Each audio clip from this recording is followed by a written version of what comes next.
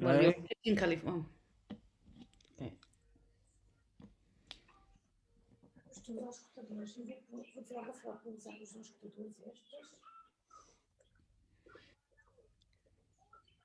Okay, I think we are now live. Yes. Ok.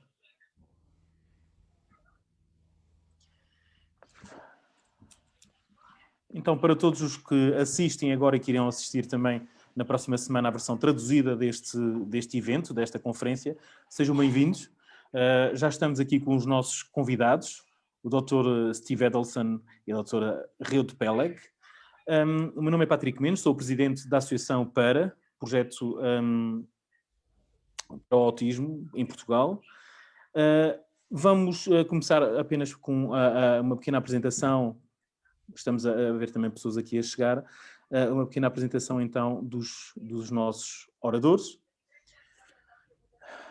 Em primeiro lugar, Reut, acho que não te incomodas, em primeiro lugar, em primeiro as mulheres, mas agora também não há esse problema.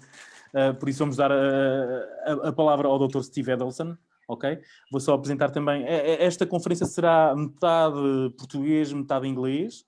É uma conferência realmente globalizante, ou seja, a língua não pode ser aqui um obstáculo. Penso que toda a gente, ou a maior parte das pessoas, irão perceber inglês. No entanto, vamos tentar também fazer um resumo desta conferência e na próxima semana iremos transmitir já com legendagem para toda a gente perceber que a língua não seja mesmo um obstáculo para esta difusão de conhecimento em relação ao autismo e à educação.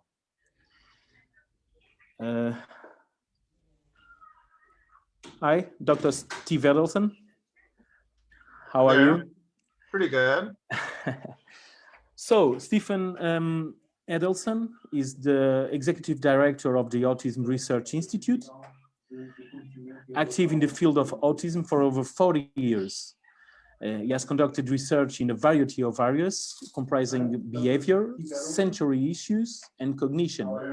He has published peer-reviewed research articles with many notables in the autism field, including Drs. Bernard Dreamland, Ever Lovaz, Temple Grandin, and Margaret Bowman.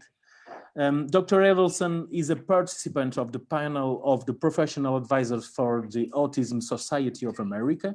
He is also a former, as a board member, and a past president of the Autism Society of Oregon. Dr. Edelson was named as a Volunteer of the Year in the year 2000. I will say that in Portuguese now.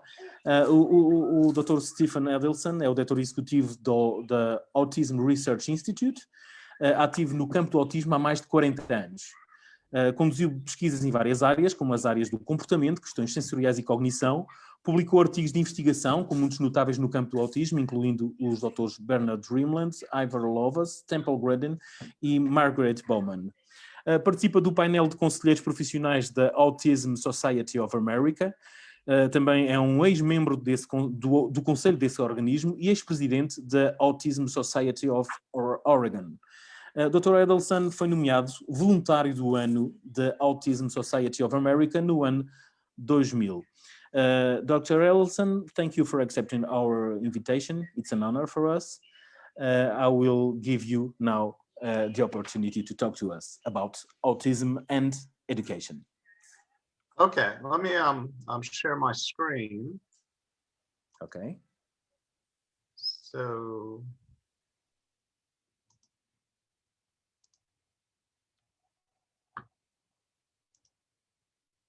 let's see.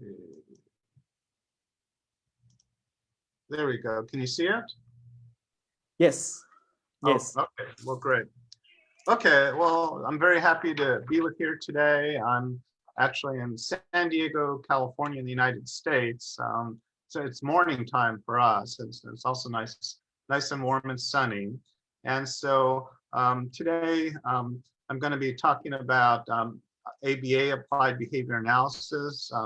Often I'll refer to as behavioral therapy or behavior modification or behavior intervention. I know people use different terms. Since I've been involved in ABA for so long, I've been exposed to all these different terms and use them differently depending on the situation. So a little about my background, doctoral degree in research psychology from the University of Illinois in Champaign-Urbana. And at that time, Temple Grandin was also in graduate school.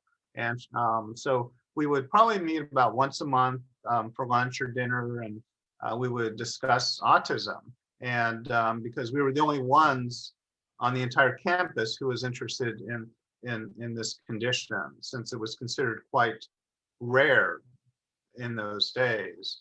And here's a picture of me in Temple just a few months ago during the pandemic time. I probably see her, once a year or twice a year. We talk on the phone. And I should mention when we were in graduate school together, she was writing her first book, Emergence Labeled Autistic. And that was later turned into a popular movie.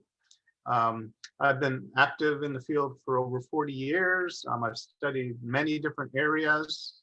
And part of my role in the field is to try to integrate all these different areas in terms of what it all means. So one of the logos of autism are puzzle pieces. And I've been trying very hard for, again, 4 decades to try to see how these puzzle pieces fit together. So studied biomedical dysregulation, challenging behaviors, cognitive impairment, nutritional support, sensory sensitivities. And more recently, I've been studying issues related to seniors with autism. I had a major paper this year in the Journal of Autism and Developmental Disorders, and we've got another one next year, and we're doing a major webinar in Canada next year. And basically, what are the issues? What are their health issues? What are their mental health issues, physical health issues? And what are the behaviors over time?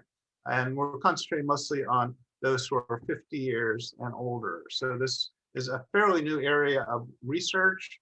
And I think it's an important one because we need to start preparing for those on the spectrum in their older years. Do nursing staff need to be trained differently? What about special group homes and so on? As far as my early roots, I began studying autism with Ivar Lovaas at UCLA in the late 70s. We worked on a couple of papers together, mostly on self-injurious behavior. And although I felt that behavioral techniques are very important in helping these individuals, I also was quite interested in the biology of autism. And so Dr. Lovaas introduced me to a close friend and colleague, Bernard Remlin. Dr. Remlin helped Lovaas in the early days get grants for the research. And also Dr. Remlin helped start the Autism Society of America, first to promote behavioral techniques. That was their main goal in their early years.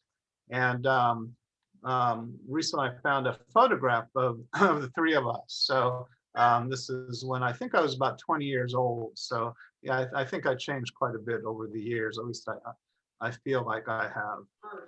You look the same. Okay, well, thanks. Yeah. Okay, so I first want to talk about behavioral techniques, often behavior modification in the early days.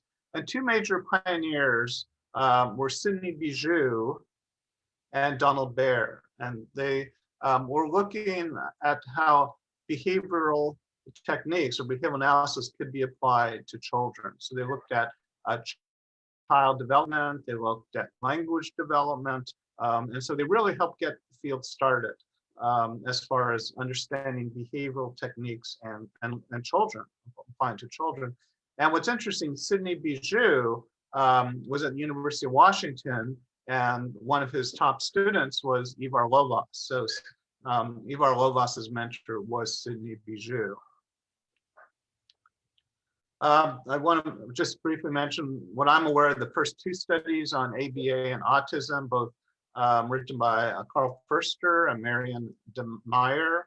In those days, in the early 60s, they did not know much about autism. So the field did not know that whether or not those with autism could learn. That's a very basic question, because many of them were engaged in a lot of behavioral issues. And so in their first study, they looked at two children, gave them coins and a vending machine where they would put the coin in the machine and receive a reward. Could be candy or food or something else. And they concluded that yes, these children could learn this task. And although that seems very simple and obvious today, but in those early days, again, autism was not common, and there were only a few individuals who were diagnosed, and this is considered like some very basic research. You start at the very basic level and then build up from there. Another important milestone in the 60s is a book called Case Studies in Behavior Modification. And this is an edited book on different behavioral techniques that could help people, not just autism, but people with many different conditions. And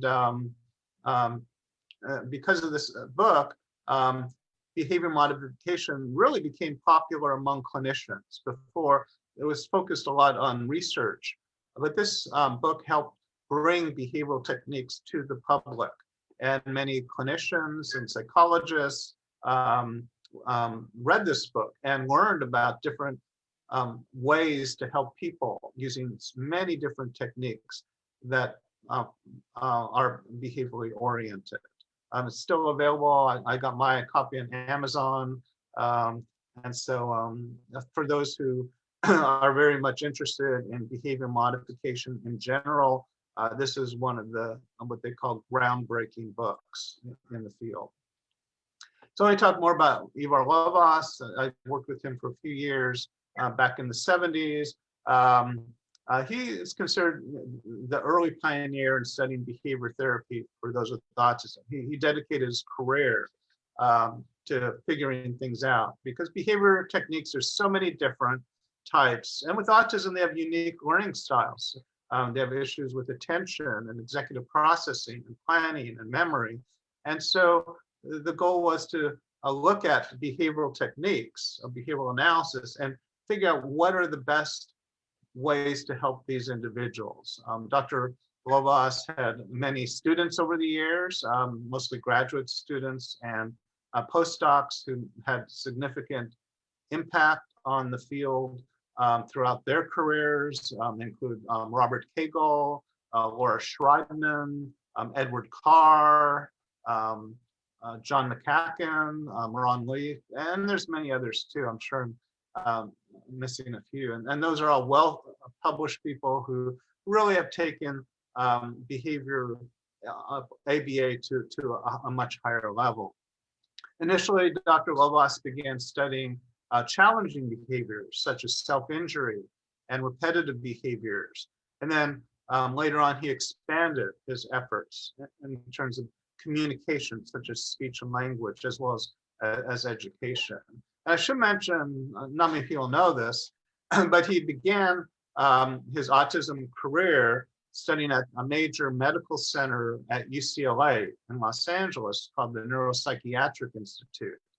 And early on, he had many disagreements because much of the research at the medical center involved looking at drugs and how well drugs help these individuals. And Lovaas would argue that, let's do the behavioral technique. We know it's much safer.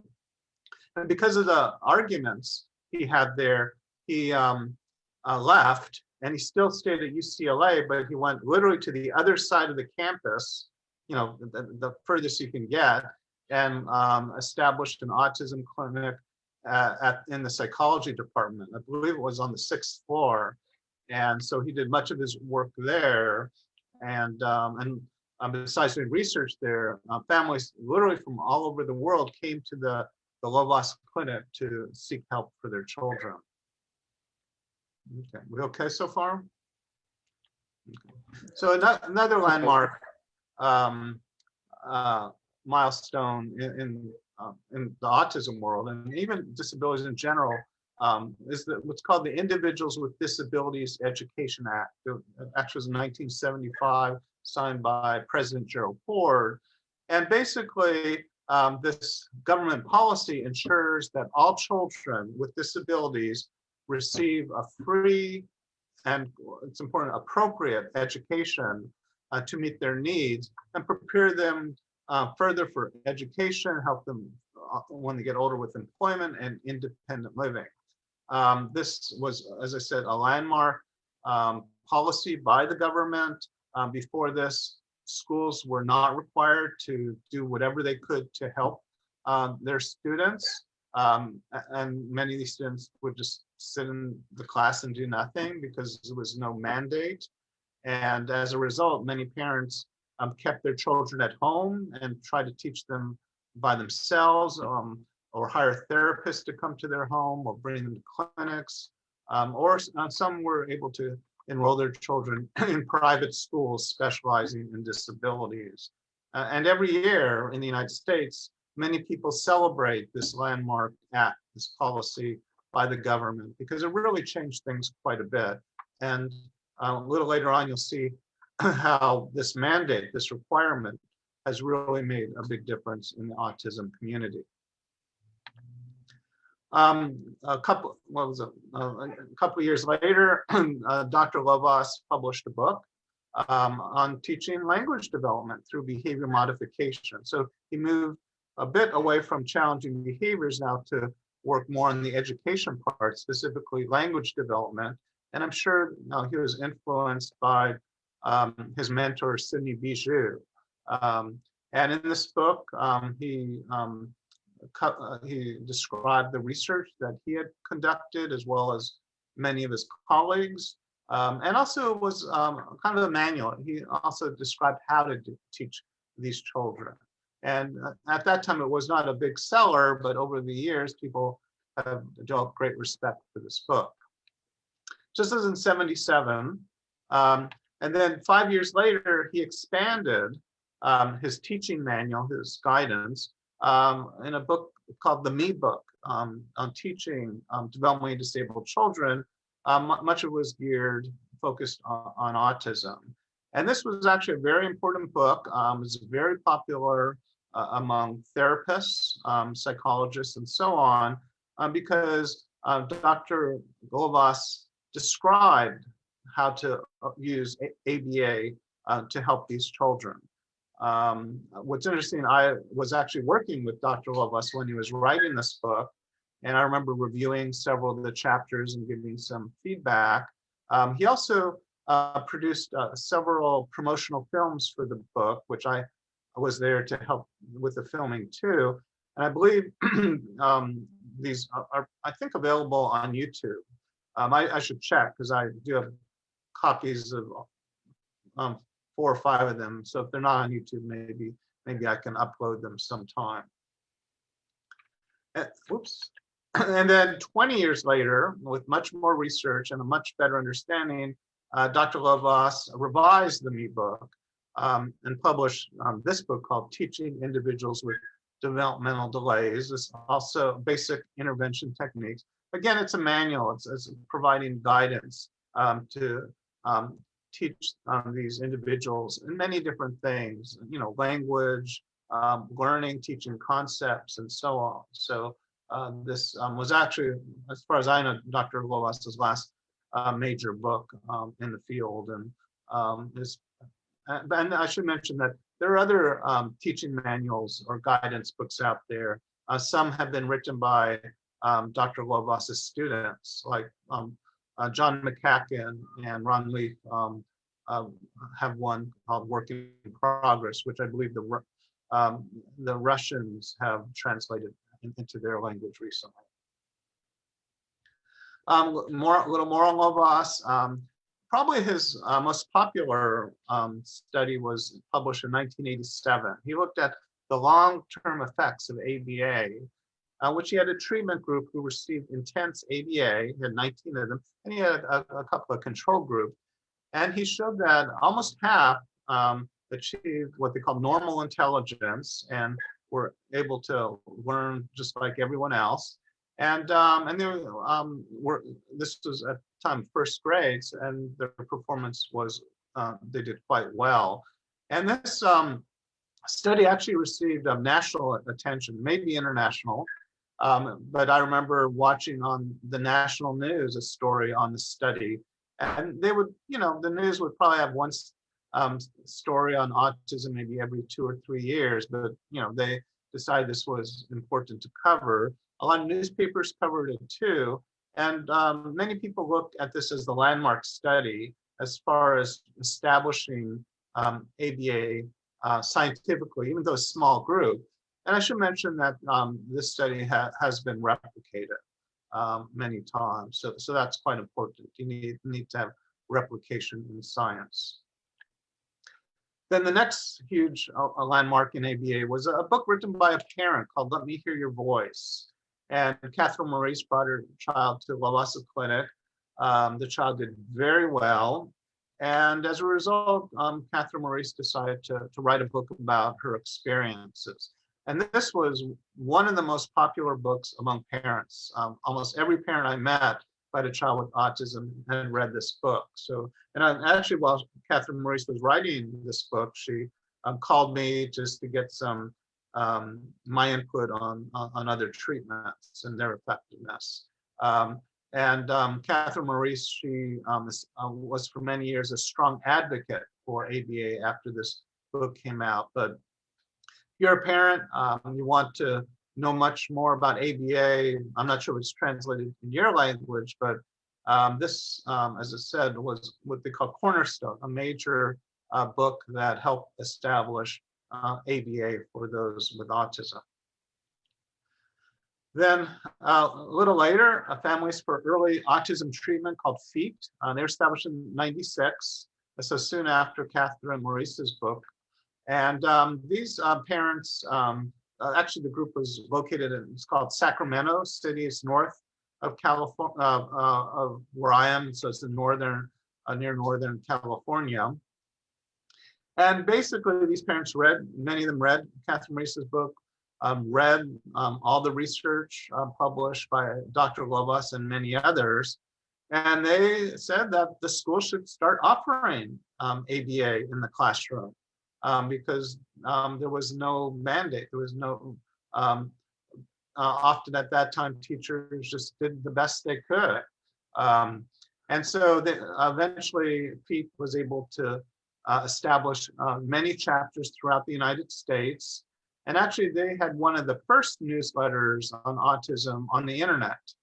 And the editor was Lenny Schaefer, who still is in Sacramento. And actually, I visit him once or twice a year. He's doing well, just a brilliant man, and he's taking care of his adult son with autism.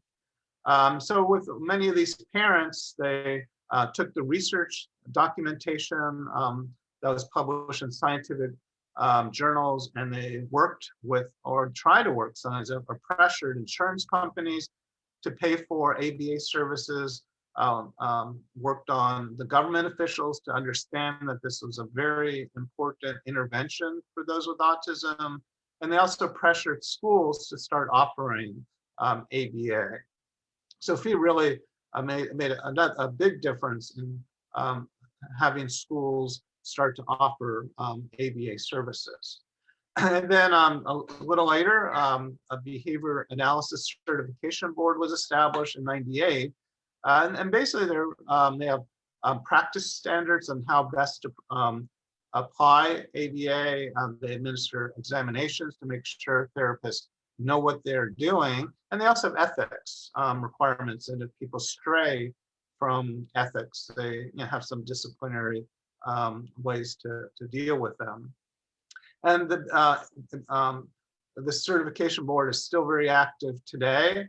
And they have kept the quality of the ABA quite high, because before they were established, people would sometimes just pick up Dr. Lovas's Me book and open up their own clinic and say they're a low-loss clinic or an ABA clinic, even though they had very little experience with ABA. Some never had seen someone with autism before. And so the services were not very good in those days. But by having the certification board, it really raised the bar. And I know many parents demand that their therapists be certified by this board. Because of the work by FEAT and a lot of parents and the research, there was a lot of pressure on the US Surgeon General to release a statement about ABA. US Surgeon General, he or she is considered the major medical doctor in the United States, and often gives advice and consults with the President of the United States on a regular basis. And so the Surgeon General's office put out a statement back in '99.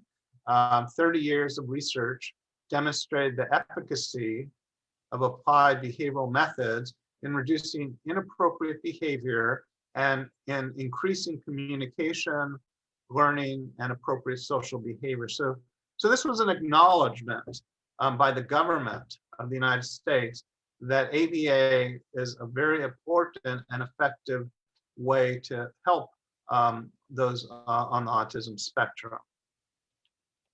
So a few last things. So with ABA, it can be used for many different behaviors and symptoms associated with autism. And there's a lot of research to document it. Some of the behaviors include aggression, anxiety, and fears. And actually just 2 or 3 months ago, I co-edited a book on anxiety called Understanding Treating Anxiety and Autism. And basically there's 2 excellent chapters on ABA and treating anxiety in those with autism. Also ABA, especially in the early days, looked at repetitive behaviors because it was felt in those days that it interfered with learning. Also self-harming behaviors or self-injurious behavior. And in 2016, I also co-edited a book on understanding treating self-injury. And there are, I believe, 4 chapters on using ABA techniques to help reduce or eliminate these behaviors.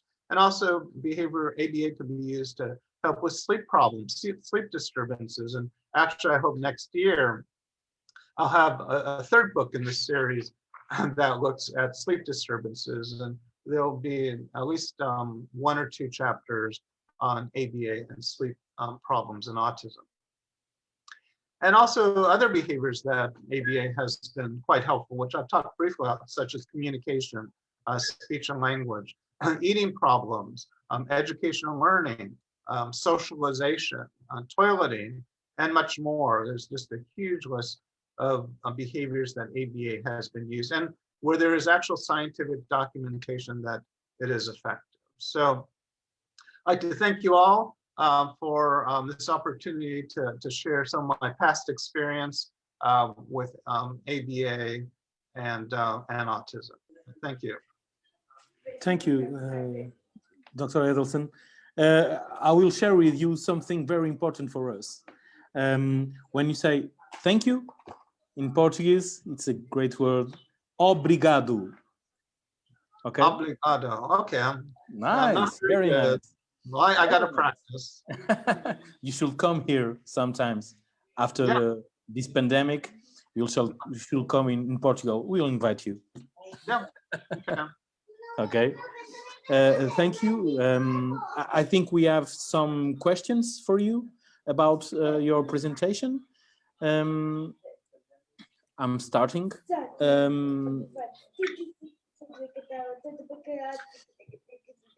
Do you think the ARI Institute, in their slogan, they say that autism is treatable, okay? How? The people and the parents want to know if the ABA is the best way available for autism. Why are other treatments effective like ABA? What do you think? Well, actually, the slogan "Autism is treatable," I believe we were the ones who developed that back in the 80s, because for quite a long time, people were saying it's only genetics, and if it's genetic, you can't help them. It's just how it is. And they based a lot on ABA and other interventions. We decided to put out that statement, "Autism is treatable." Now, there are other treatments out there that also have received research. And one of the areas that I have been stressing, actually in those two books I mentioned, and in a lot of my writings, that in order to effectively help someone with autism, especially to help with their symptoms and their behaviors, you've got to really do analyze what's going on. In ABA, it's functional behavioral analysis, but you also need, say, a medical examination to try to understand the underlying reason for that behavior. Because one could argue that if you understand the underlying reason, then that will help with the best treatment. A really good example would be eye poking. There's some people who poke their eyes. Some have blinded themselves. And I know there's behavioral techniques to help them to leave their eyes alone, like reinforce other behaviors, discourage poking their eyes. But there's some research that with some, maybe all, that eye poking might be due to low calcium levels. And if you look in the nutrition research, if you have low calcium, your eyes itch you, your eyes bother you. And so maybe that's why they're going after their eyes. So although behavioral techniques will likely help eye poking behavior and reduce it or eliminating it, I would also think that maybe giving calcium supplements is another way to help. So the way I look at it, since I've studied many different areas, do your best to figure out the underlying reason for the behavior. And then once you know that, use treatments that would be consistent. But we do know, as I mentioned earlier, that ABA can be used for many different treatments. They may not deal with the underlying problem, but they can still reduce it. Just like medications, they do not necessarily deal with the underlying problem, but they can reduce the behavior. Thank you. We have several other questions. Now from another parent, Gilles. In your opinion, why the number of autistics is growing up? Why is that? Well, there's a debate. Some people say that there has always been quite a few people with autism, and we just were not aware of it. They were just not diagnosed. But others, including myself, believe it has increased dramatically. In fact, some of the research indicates that it started to increase in the 1980s. When I was working on autism, when I began, it was 1 in 2,000 children. But now it seems what's 154, I believe the latest finding is. And yeah, I do believe it has increased dramatically, but again, it's debatable. And basically, if you look at a lot of the research, genetics does play a role to some degree, but there's also growing research that environment can impact the behavior, cause autism. Because we know the closer you live to a farm that uses pesticides, organophosphate pesticides, the more likely you'll have a child with autism. The closer you live to a highway with cars and trucks, the more likely you'll have a child with autism.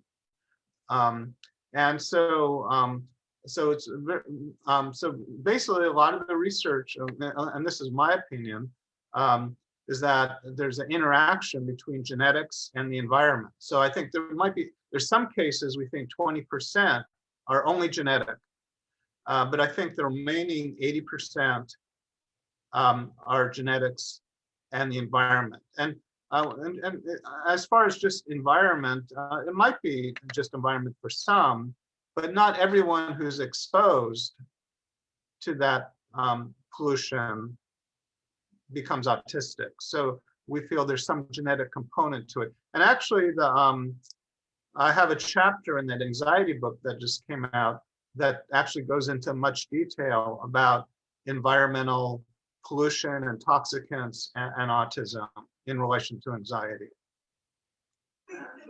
Okay, we have another question, this time from Viviana.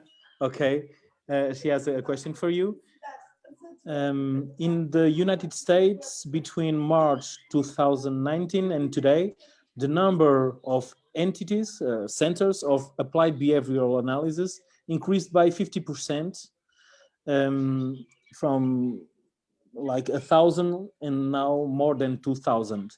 In your opinion, do you think this increase is related to the Supreme Court decision more than merely than the minimus special education case Andrew versus Douglas County School District?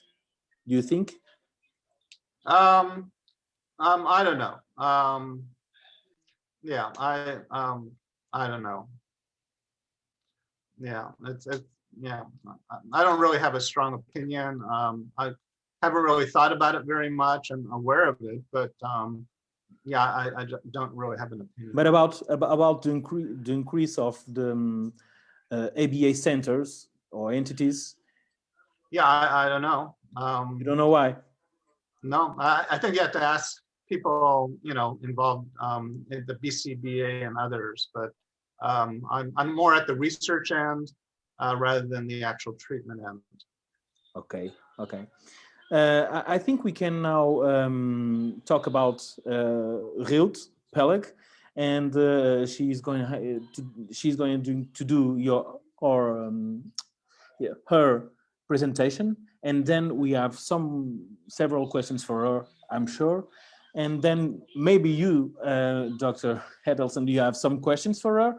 And I don't know, but if Reut has a question for Dr. Steve Edelson, you can do that now. And after that, I will present you, Reut.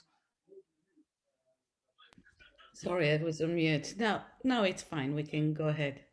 Yeah? Okay. So, Reut, I'm talking a little bit in Portuguese right now, and then in English.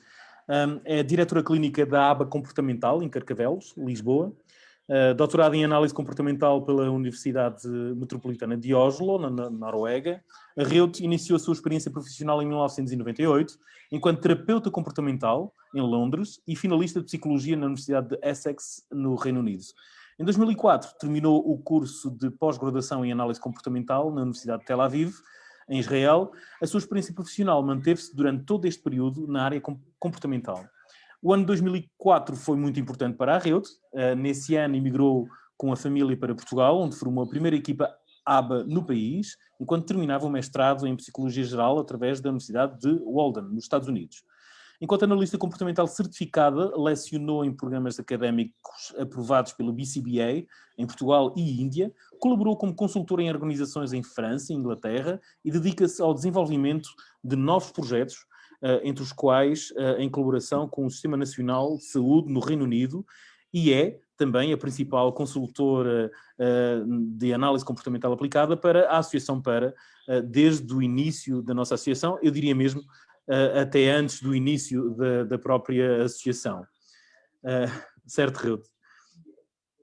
Certo. Vou tentar dizer isto tudo em inglês, parece um pouco mais complicado para mim, no entanto,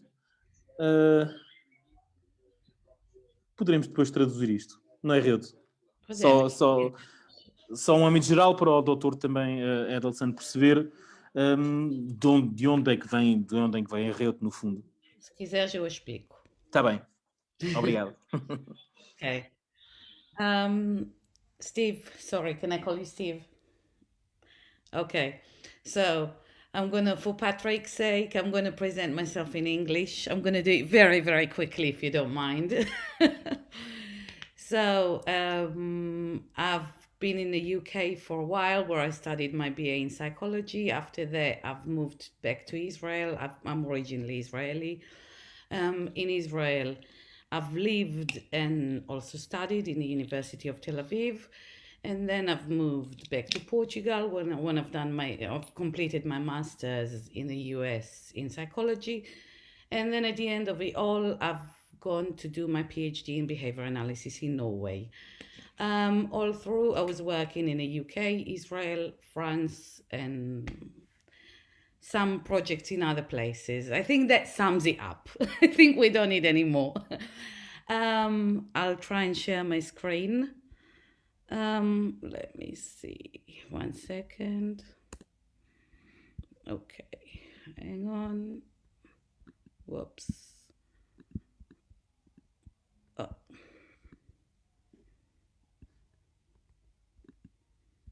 Okay, no, that's not good.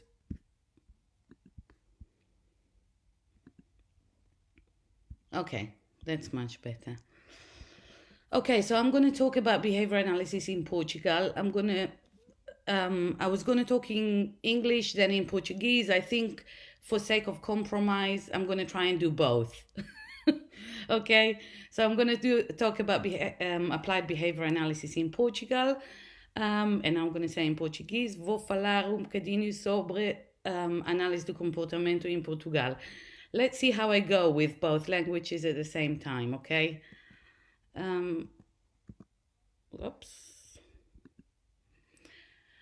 Okay, so to talk about behavior analysis in Portugal, I think it's best if I tell the story as I have lived it, because it's kind of like half my story, half my personal story, half my professional story.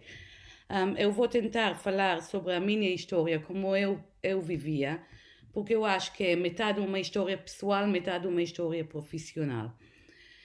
I landed in Portugal in 2004, after working in Israel and the UK. Eu aterrei em Portugal em 2004, depois de trabalhar em Israel e Portugal.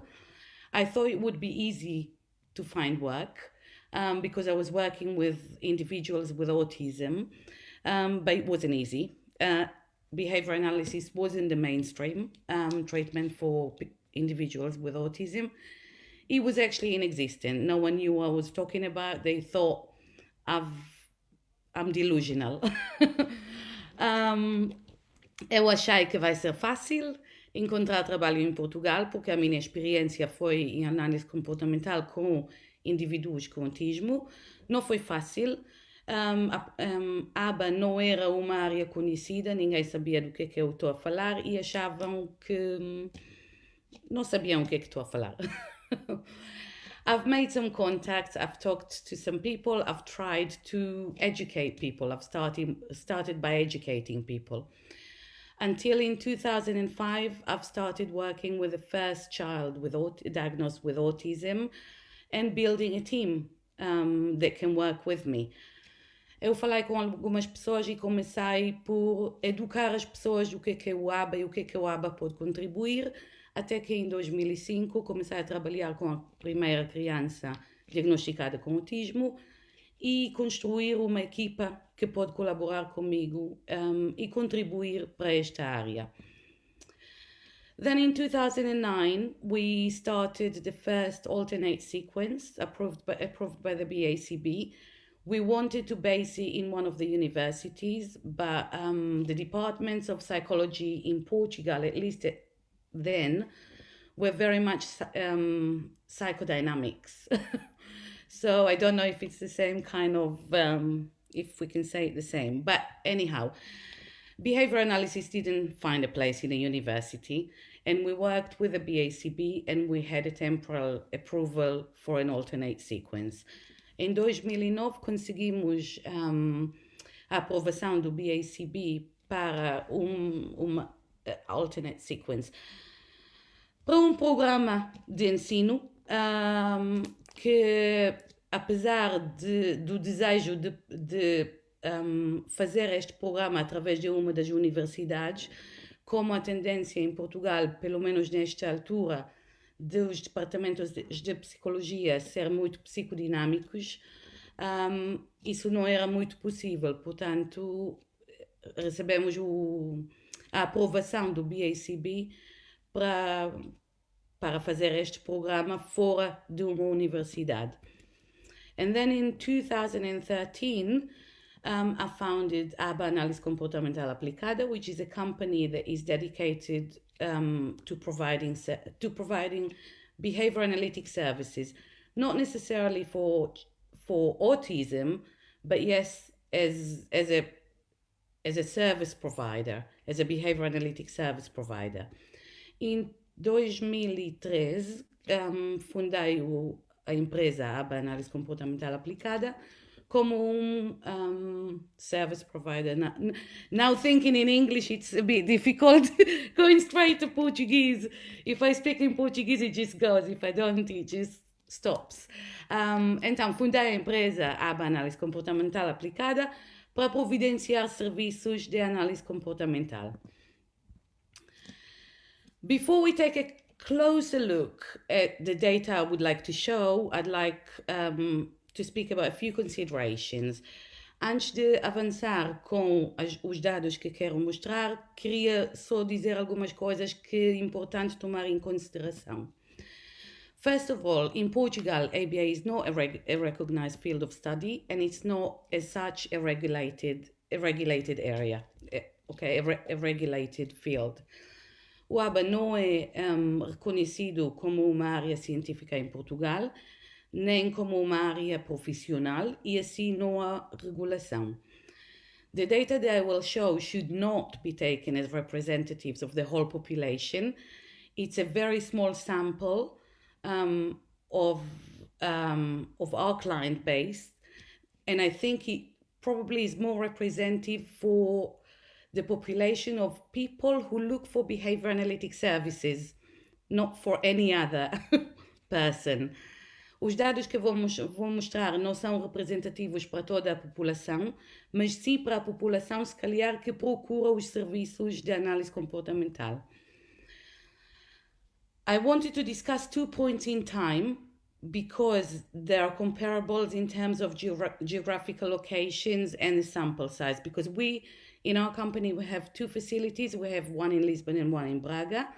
And to make a comparison between 2 points in time, I thought I'll use our client base and take what we have in these 2 places so it would be more reliable. Let's put it like this.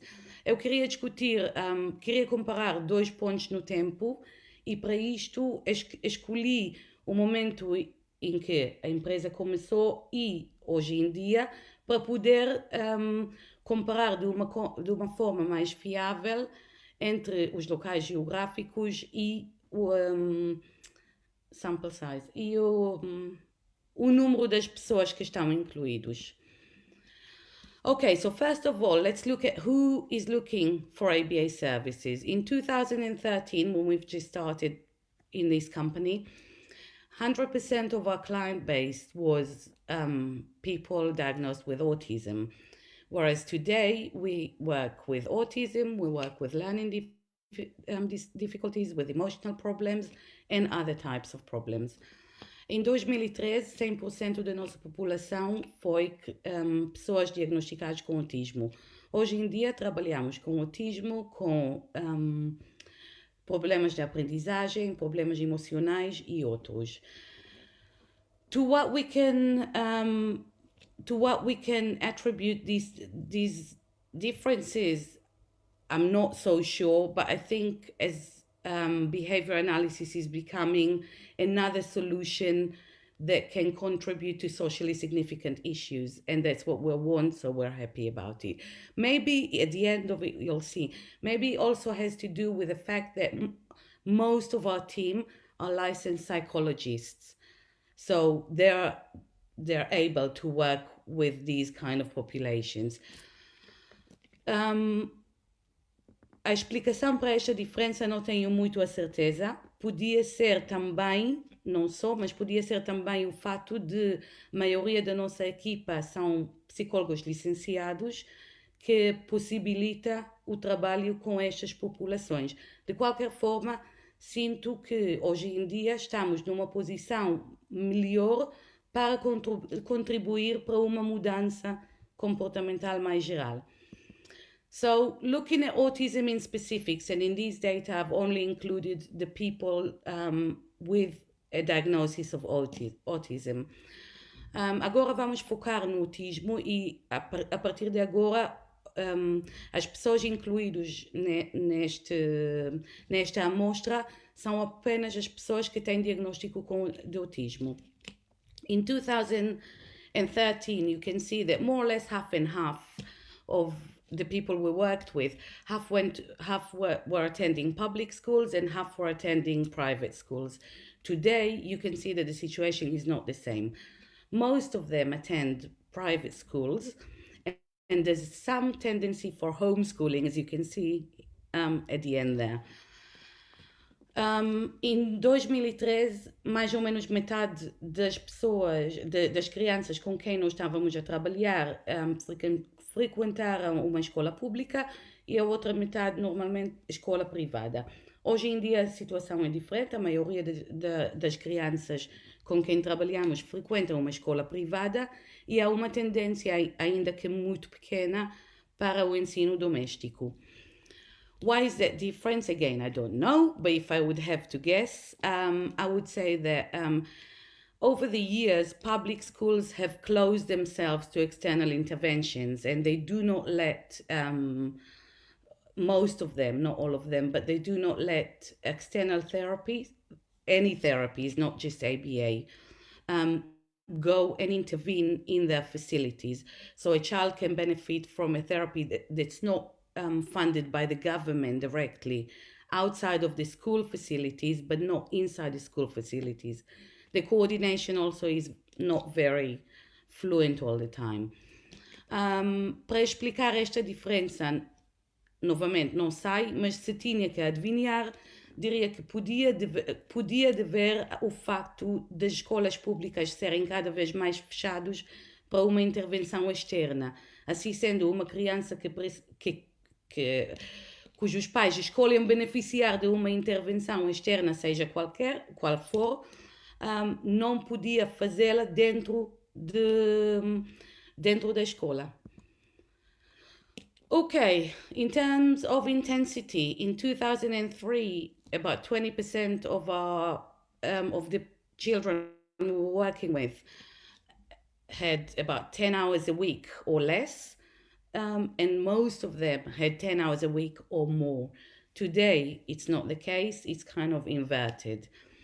Em 2013, a maioria das pessoas tiveram 10 horas por semana ou mais, enquanto hoje em dia a situação é diferente. A maioria das pessoas tem 10 horas por semana ou menos. To what do we owe this difference? Again, I don't know. I would say maybe financial, maybe other factors. I honestly don't know. Não sei para o que é que devemos esta diferença, se calhar fatores financeiros. Okay, funding. In 2013, about 10% of the people we worked with had full coverage, full insurance coverage. A few more had partial insurance coverage, and most of them were self-funding. Today, same situation, nothing changed. Em 2013, algumas pessoas com quem trabalhamos beneficiavam de uma apólice de seguro completa, outros beneficiaram de reembolso parcial e a maioria tinham que pagar para os serviços eles próprios. Hoje em dia a situação não mudou, é completamente diferente. And I think this is one of the most important things, and to make a point to your presentation, Dr. Edelson, I think that the fact that the US government has recognized the benefits of behavior analysis have made a big contributions, a big contribution that here is still lacking. Para fazer o ponto com a apresentação do Dr. Edelson, queria dizer que o reconhecimento pelo governo em Estados Unidos fez uma grande diferença na acessibilidade dos serviços para as pessoas que o necessitam. Okay, so what do I think for this whole picture? What do I think are the contributing variables to this to what I've just presented. Again, like I said, behavior analysis is not a recognized field of study in Portugal. So, like you have mentioned before in your presentation, in the past, today it doesn't exist in the US, but here it does. Anyone can say they're doing ABA. I'm doing ABA. You know, they don't say I'm a behavior analyst, but they say I'm doing ABA. Anyone can do it. It's not regulated. The consumers are often misguided because there's so little, but within the little, so much information. And usually when they get diagnosis here in Portugal, they're not given information about ABA. And if they are given information about ABA, they are told that it's not the treatment of choice, usually. At least that's what I hear. There's no state support, no insurance funding, and public schools are closed to external intervention. Para resumir, a análise comportamental não é organizada em Portugal, não é reconhecida como uma área de intervenção. Os consumidores, os clientes, como queremos chamar, não têm uma informação fiável, não há fundos nem pelo governo, nem pelas companhias de seguros e as escolas estão cada vez mais fechadas para intervenção externa. What happens is that if I have a child with autism, I don't know where to go to find the right professional, probably, most likely. I don't know how I'm going to fund it if I don't have a lot of money. And I have to put, if I do find the right professional and funding, I can't use most likely I can't use the public education system. I have to go either private or take control and homeschool my kid. Resumindo, se eu tiver uma criança com autismo, provavelmente terei muita dificuldade em encontrar o profissional certo. Se encontrar e tiver dinheiro para pagar os serviços, também não poderei usufruir do Sistema Nacional de Educação. Terei que ou pôr numa escola privada ou tomar o controlo e optar pelo ensino doméstico. But it's not all bad, and I'd like to finish on a positive note, so I think one advantage is us having licensed professionals as therapists, which I think is not the situation in other countries. And by not having regulations and by learning from other people's mistakes or other countries' mistakes, I think we can also shape the field and shape the areas of intervention and create something good here. Para finalizar, não está tudo mal, acho que também há vantagens.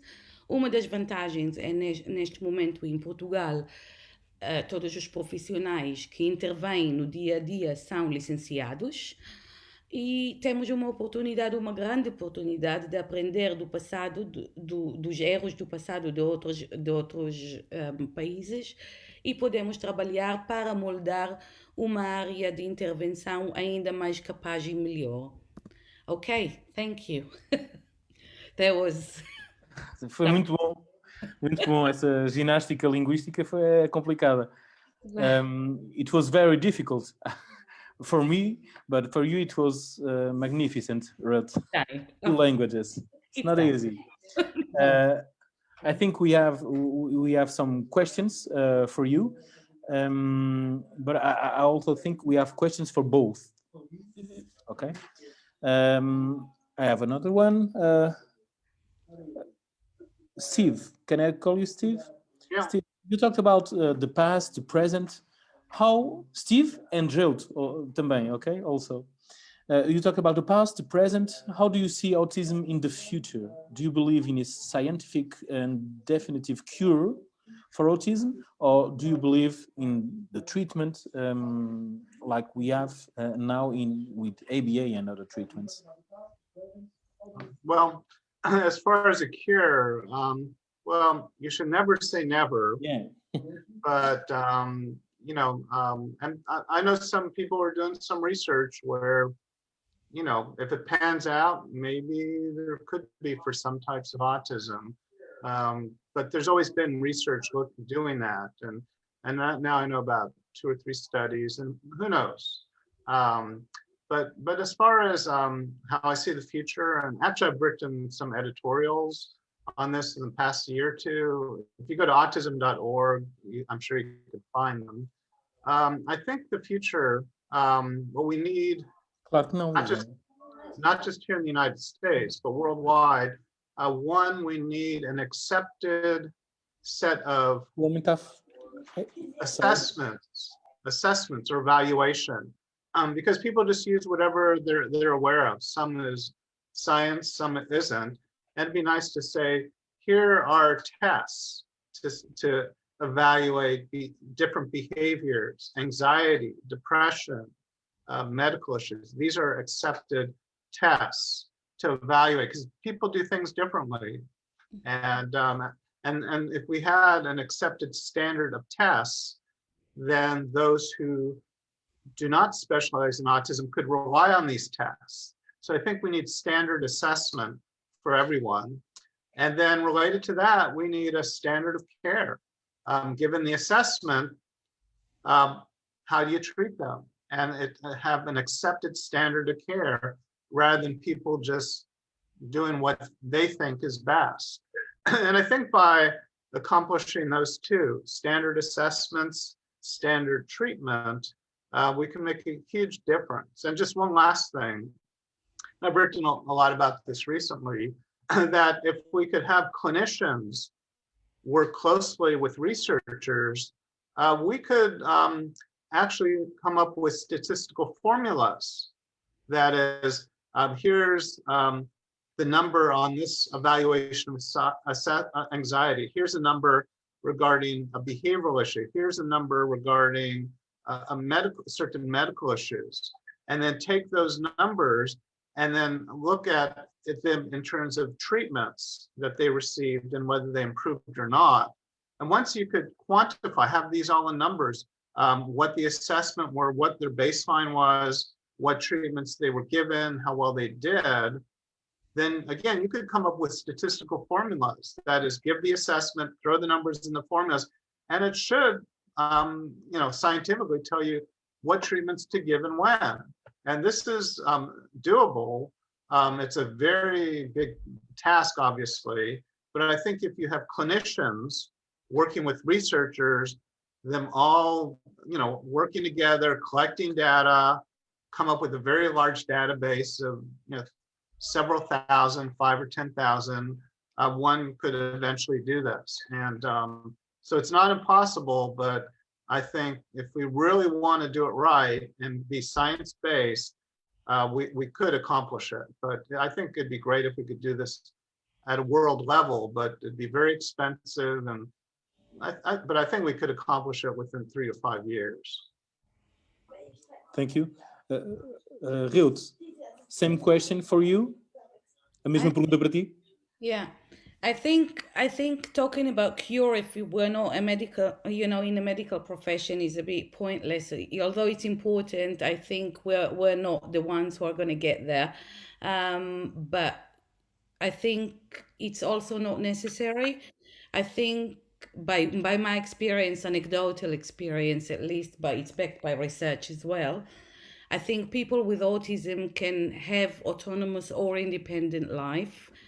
And I think if the funding is, I agree with you, Steve, that we need more collaboration between clinicians and researchers. But I would also add that we also need collaboration between policies and funding and researchers. Because I think the point is there, because if we can allocate funding based on results or based on the best evidence so far and conditional with results, that would be one step ahead, I think, because there's a lot of resources that are being wasted that people could have benefited from, and they don't. And then if resources are targeted in a more efficient way, I think things will be more fluent, and then the research will flow and everything will flow with it because people will be on the right track. Yeah, yeah. So, yeah. Muito bem. Temos aqui outra pergunta. We have another question for Reut.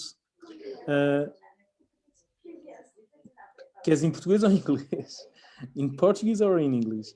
Or both? You choose. Yeah, maybe both. In Portugal, children with autism can only have 50 minutes per week of speech therapy or occupational therapy. And during school vacations, there is no therapy at all. Considering that children, young people with autism need at least 10 hours of intervention in ABA, how can this situation affect the normal development of the child, young, teenager?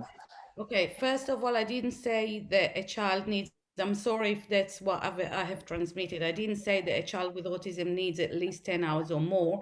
It was just a reference for myself for distinguish between intensive or non-intensive intervention. It was completely a random choice by me. So that is not the case that a child with autism needs at least 10 hours. A child diagnosed with autism, I think, needs as much as they can get, as much as they can realistically can get. They can get more than 50 hours of speech therapy in Portugal if they pay for it. What they get is 50 hours of state-funded speech therapy in the school. How does it affect, and the interruption in a holiday, how does it affect the child? Well, it doesn't affect their development very well because it's not enough. Speech therapy can be important, but unless you use it, but I think it's the fact that what we need to think of is how we use it. So, for example, if we can only have 50 minutes a week, let's teach the parents what to do instead to dedicate it to the child. Let's teach someone who can do it more time instead of giving the child 50 minutes a week and that's it. Let's optimize our resources and teach the teacher or teach the parents how to communicate and how to push this child forward. And that might be how we can make the best out of a bad situation. A question from me for Dr. Steve Edelson. After hearing Reut Peleg talking about the example in Portugal, do you think it's very different from the USA? Do you think we are 10 years behind, or do you think we are on our way? Well, I would compare what's going on out there with the United States back in the, say, the 1980s. So quite a while ago. If I were to make a recommendation, at least what I saw in the United States, and it worked, I guess what I would first suggest is that you make sure that the book Let Me Hear Your Voice by Catherine Maurice is available and maybe translated, and encourage a lot of parents to read it because it really, struck a chord. It really made sense to a lot of parents. And once they're more aware of the importance of ABA, then they could do what the FEAT, Families for Early Autism Treatment, is work together, have chapters in different cities where they can maybe meet, maybe after the pandemic, or communicate on how they could meet with government officials and insurance companies and schools, and pull together the documentation that shows it really does work, and then work hard, with the FEAT, Families for Early Autism Treatment. They worked really darn hard. They rallied, they met together with government officials. It was a very huge undertaking, a very huge job, but they did it. So it's not easy to do. But I think what we find in the United States, and actually Dr. Remel would often mention, it's the parents who really make the difference out there. And so if parents could band together, have a common goal, come with a great strategy, and really work hard, it'll take a few years, but once that's established, that will open it up for future generations. That'll be a lot easier for families. So if I were, to give one pathway, it might be just follow what the Americans did. And it was hard and it wasn't overnight, but it worked. Steve, listening to you, and Reut Peleg knows our way of doing things here.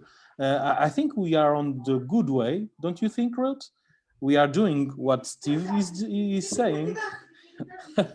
Yeah, you and Viviana are starting to do it. You're having a good organization now, I think, and I think it's on the right track. Yeah, and you're trying to do exactly that. Good to hear. I didn't talk about it with Steve before. Let me see if there are another question.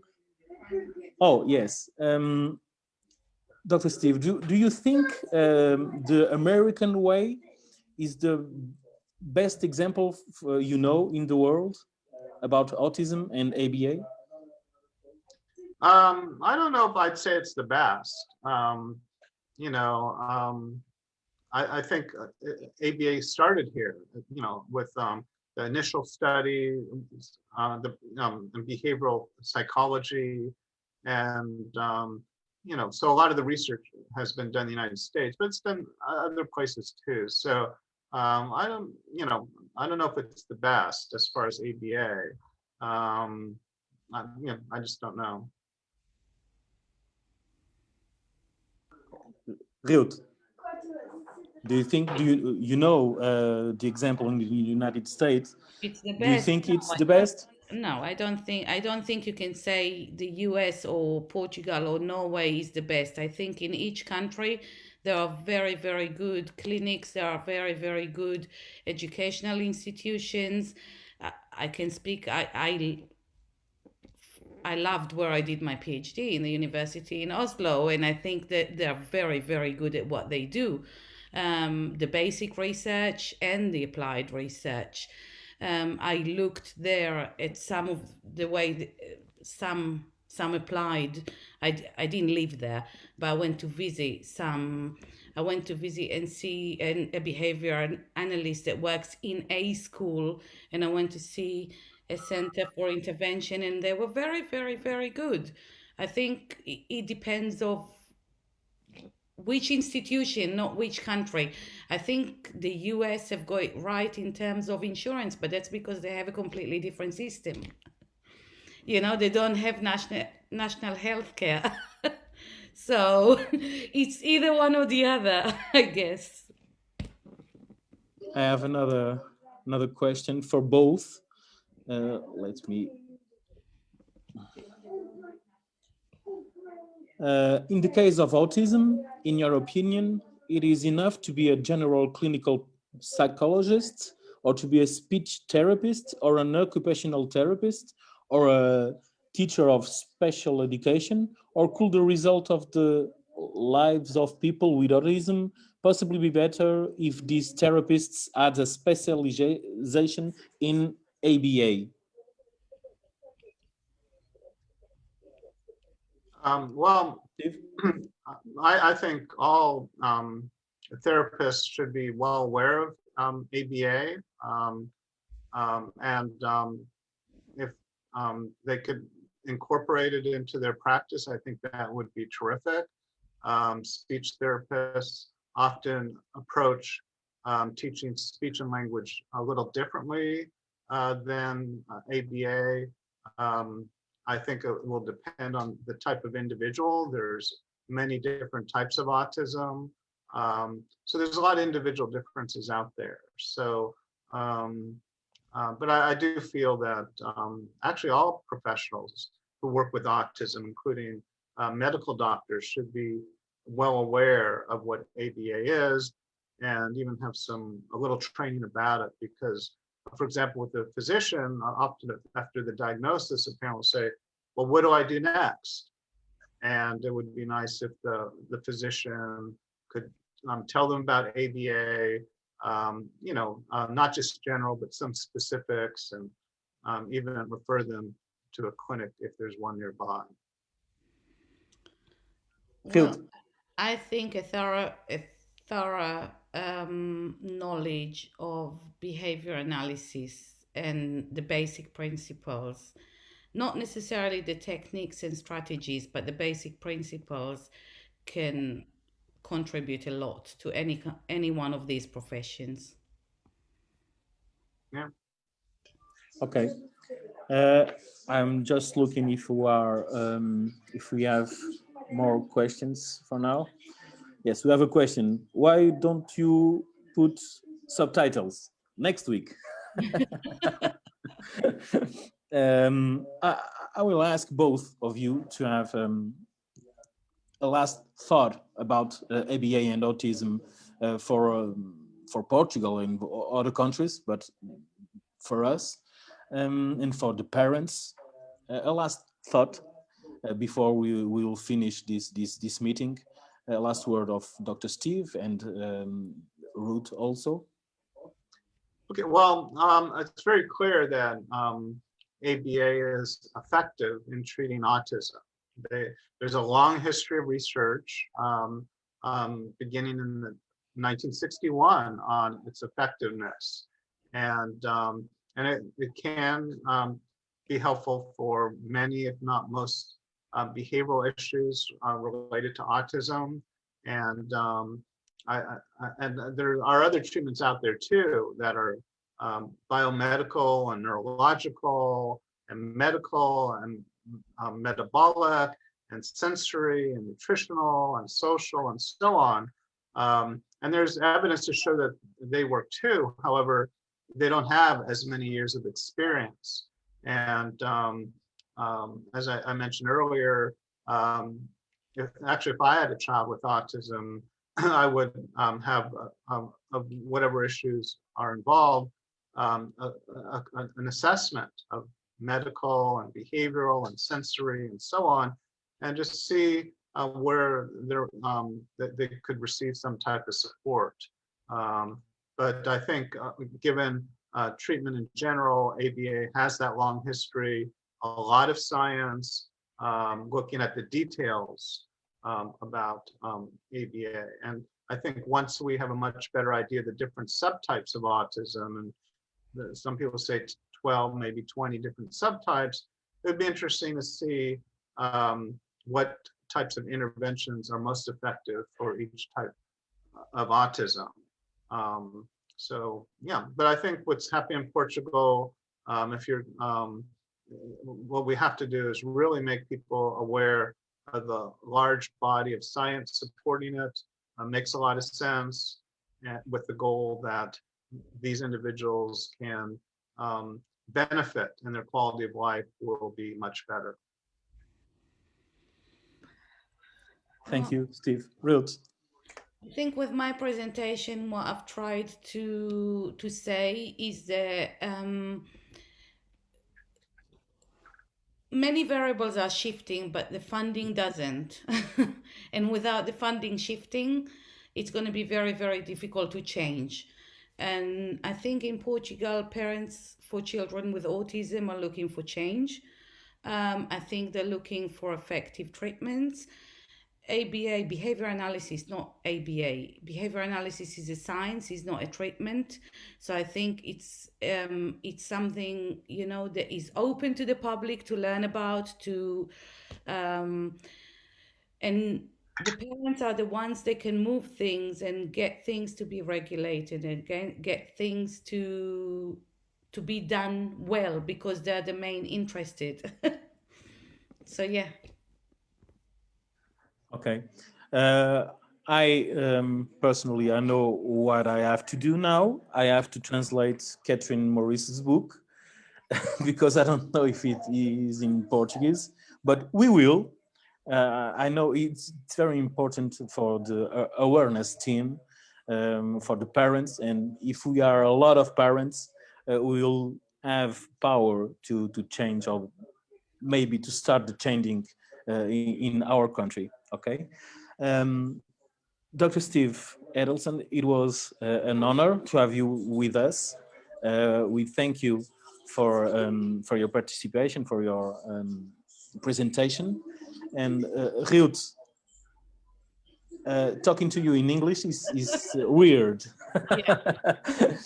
But it's always nice, and it's always useful to talk to you and to hear you talk about autism and ABA. We thank you both from the bottom of our hearts, Viviana and me, and the association, all the parents that are listening to us, and also the other ones who are going to see this presentation next week with subtitles, because not everyone talks in English. And we have, that's my son. And we have to do that for them.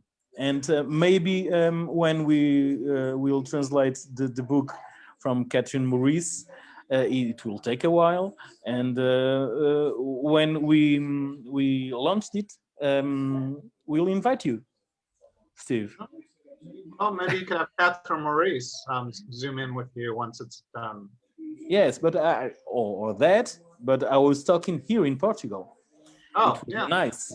yeah, yeah. Okay. Well, that'd be great.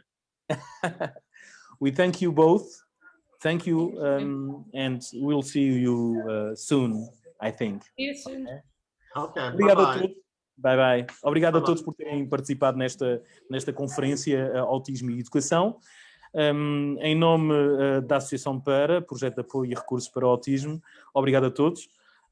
E voltaremos a falar nestas temáticas em breve, e esperamos que esta consciencialização venha a dar os seus frutos no futuro, para tornar também a análise comportamental aplicada um mainstream, como se diz nos Estados Unidos, um mainstream, ou seja, o tratamento ou a ciência base para a evolução das nossas crianças, dos nossos jovens, dos nossos adultos, na problemática do autismo. Obrigado a todos e um bom fim de semana, e se não falarmos antes, um Feliz Natal. I wish you a Merry Christmas, Steve, and Ruth also. Bye bye. Bye bye. Bye-bye. Bye-bye. Thank you.